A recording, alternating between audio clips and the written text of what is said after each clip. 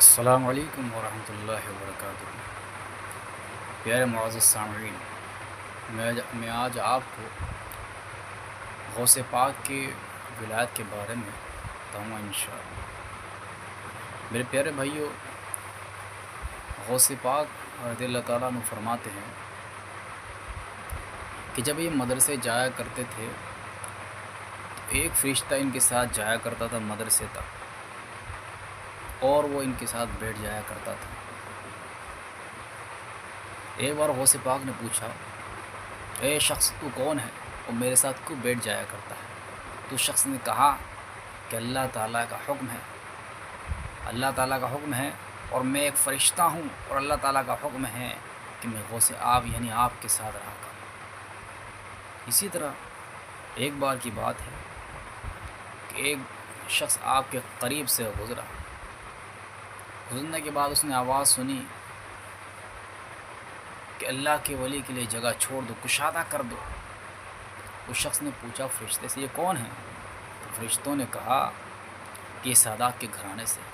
اس کے بعد اس شخص نے کہا ان قریب یہ بہت بڑی شان والا ہوگا۔ سبحان اللہ۔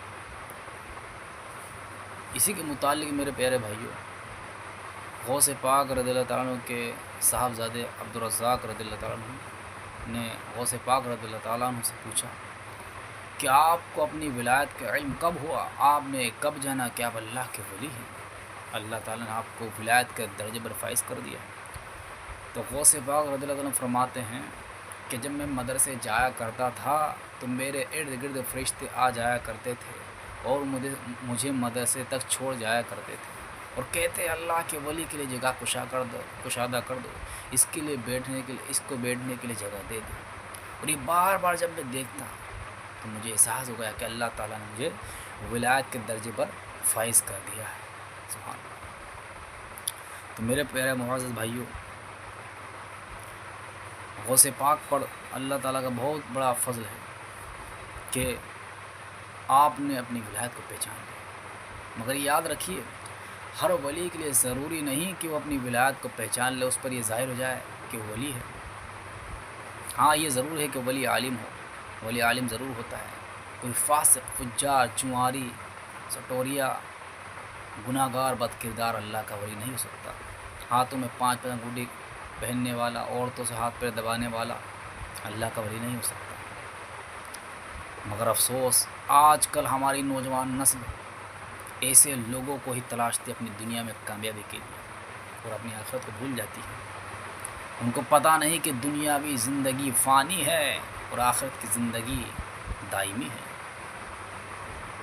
دنیا میں کامیابی کے لیے وہ نہ جانے ایسے لوگوں کو تلاشتی ہے، کیا بتائیں، کہ جن کو شریعت سے کوئی سروکار نہیں، شریعت سے کوئی مطلب نہیں، اسلام سے کوئی مطلب نہیں، اللہ سے کوئی مطلب نہیں۔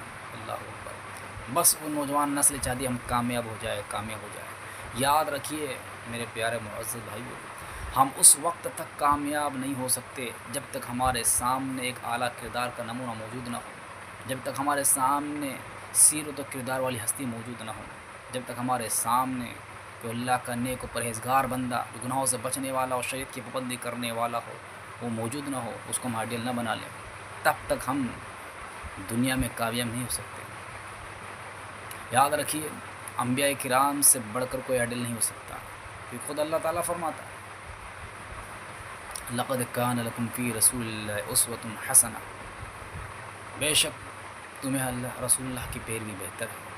اللہ تعالیٰ نے خود فرمایا ہے، اس کے مطابق انبیاء کرام سے بڑھ کر کوئی آئیڈل نہیں ہو سکتا، کیونکہ انبیاء کرام کا کام یہ ہے لوگوں کو سنوارنا، لوگوں کو شریعت کا پابند کرنا، راہ راست دکھانا۔ تو میرے آقا علیہ السلام چونکہ انبیاء کرام کے سردار ہیں، اب وہ تو ہے نہیں، تو یاد رکھیے میرے پیارے معزز بھائیوں، میرے آقا علیہ السلام تھے جو پوری دنیا کے لیے وہی آئیڈیل تھے، لیکن جب وہ گئے تو کون تھا، وہ کون نہیں ہے، یہ میں آپ کو بتاؤں گا۔ یاد رکھیے میرے آقا علیہ السلام جب تک تھے تو ان سے صحابہ کرام علم دین حاصل کیا کرتے تھے، اور تمام لوگوں کے لیے وہی آئیڈیل ہے، ابھی بھی ہے، ظاہری طور پر بتا رہا ہوں میں۔ تو میرے آقا علیہ السلام تمام لوگوں کے لیے آئیڈیل تھے اور ابھی بھی ہے۔ میرے آقا علیہ السلام جب چلے گئے ان کے بعد صحابہ کرام نے ذمہ سنبھالا لوگوں کو سنوارنے کا، لوگوں کو رائے راستہ پر لانے کا۔ پھر اس کے بعد صحابہ کرام چلے گئے۔ پھر صحابہ کرام کے بعد کون آیا؟ صحابہ کرام کے بعد بزرگان دین کا نمبر آیا، فقہائے کرام، مفتیان کرام کا نمبر آیا۔ بس صحابہ کرام کے بعد یہی وہ لوگ ہیں جنہوں نے لوگوں کو راہ راست پر لانے کا ذمہ اٹھایا، جنہوں نے یہ ذمہ اٹھایا کہ لوگوں کو ہمیں گناہوں سے بچانا ہے، اللہ کے راستے پر لانا ہے، جنت کے راستے پر لانا ہے، دوزخ کے راستے سے بچانا ہے، شیطان کے راستے سے بچانا ہے۔ کئی سلطنتیں آئی، کئی حکومتیں آئی، لیکن یہ لوگوں نے یہ نیکی کا راستہ نہیں چھوڑا، یہ نیکی کی دعوت دیتے رہے، لوگوں کو راہ راست پر لاتے رہے۔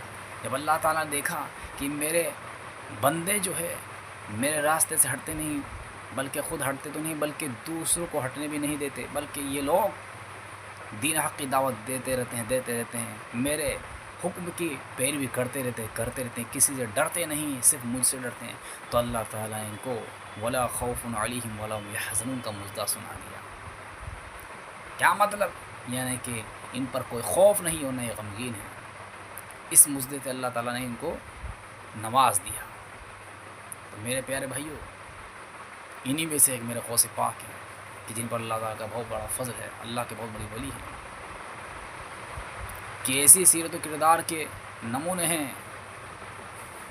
کہ ان سے بڑھ کر کوئی ہے نہیں اللہ کے اولیاء میں۔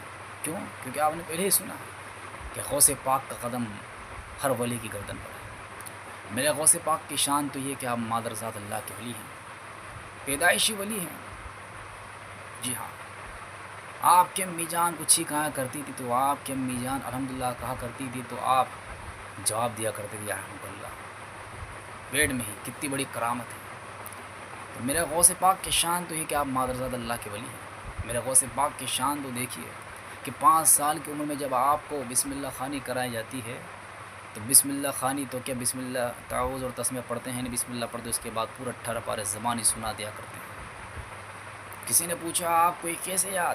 تو فرمایا میری امی کو 18 پارے یاد تھے، تو میری امی جب پڑھا کرتی تھی تو ان کو سن کر میں یاد کر لیا کرتا تھا، اس طرح مجھے 18 پارے یاد ہے۔ میرے غوث پاک کی شان تو ہے میرے پیارے بھائیوں کہ 15 سال تک قرآن پاک رات بھر پڑھا کرتے تھے، ایک قرآن پاک ختم کیا کرتے تھے۔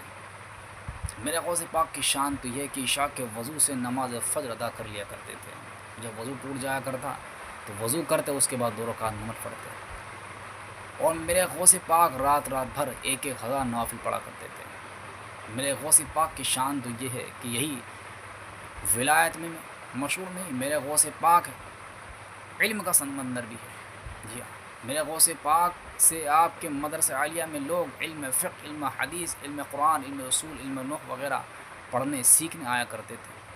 آپ ان کو یہی نہیں، علم تجوید، یعنی قرآن پاک کو تجوید سے بھی پڑھایا کرتے تھے، مخارج سے پڑھایا کرتے تھے۔ میرے معزز بھائی، تو یہ میرے غوث پاک کی شان ہے۔ ہمیں چاہیے کہ ہم غوث پاک کے راستے پر چلیں، ہمیں چاہیے کہ غوث پاک کے نقش قدم کو اختیار کریں۔ غوث پاک وہ ہیں کہ جن کا قدم ہر ولی کے قدم پر ہے۔ السلام علیکم ورحمۃ اللہ۔